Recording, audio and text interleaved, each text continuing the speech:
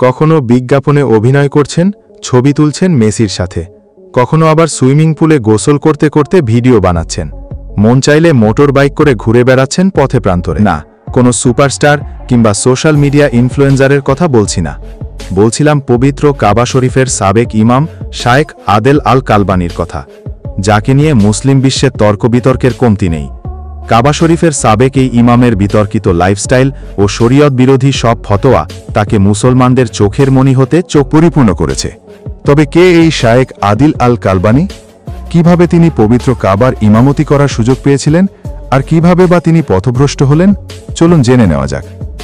1959 সালের April Saudi আরবের রাজধানী রিয়াদে জন্মগ্রহণ করা আদিল আল কালবানি মূলত সংযুক্ত আরব আমিরাতের রস আল খাইমা হতে আগত এক দরিদ্র অভিবাসী দম্পতির সন্তান। তার পুরো নাম হল শায়েখ আদেল বিন সেলিম বিন সাইদ আল কালবানি আবু আব্দুল। আদিল আল কালবানির পিতা রিয়াদে একজন সরকারি কেরানি হিসেবে কাজ করেন। পারিবারিক দুরবস্থার কারণে হাই স্কুলের পাঠ শেষ করেই সৌদি আরব এয়ারলাইন্সে চাকরি শুরু করেন কালবানি।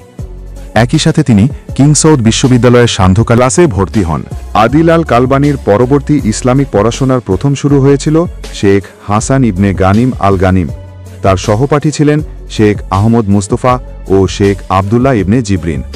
নিজের ওস্তাদ ইবনে গানিম হতে সহি আল বুখারি, জামে আত তিরমিজি ও তাফসিরের ওপর তালিম গ্রহণের পর সৌদিতে ইমাম হিসাবে দায়িত্ব পালনের জন্য সরকারি পরীক্ষায় উত্তীর্ণ হন আদিল আল কালবানি।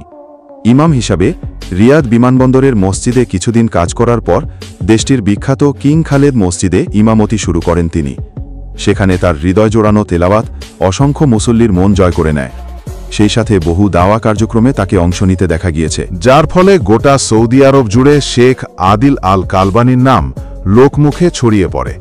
সেই সুবাদে 2008 সালে এক রাজকীয়ভাবে অধ্যাদেশের মাধ্যমে তাকে পবিত্র কাবার মসজিদুল হারামের তারাবির সালাতের ইমামতির দায়িত্ব দেওয়া হয়।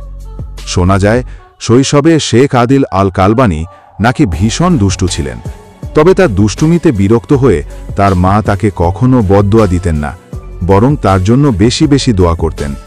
আল্লাহর দরবারে তিনি আবেদন জানাতেন যে তিনি যেন তার ছেলেকে সঠিক পথ দেখান, তাকে কাবা শরীফের ইমাম বানান।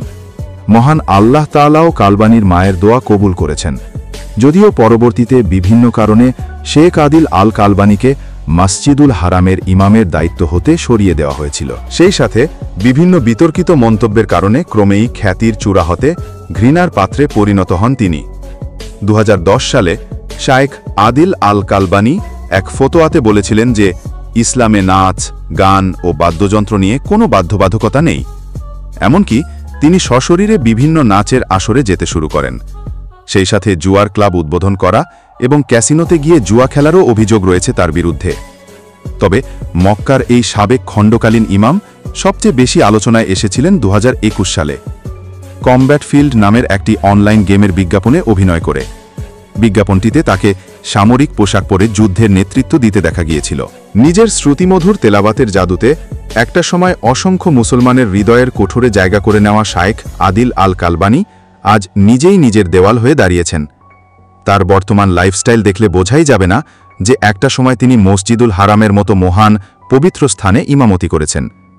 শয়তানের কুমন্ত্রণায় পড়ে পথভ্রষ্ট যে কতটা সহজ, তার এক জলজান্ত উদাহরণ হলেন শায়েখ আদিল আল কালবানি।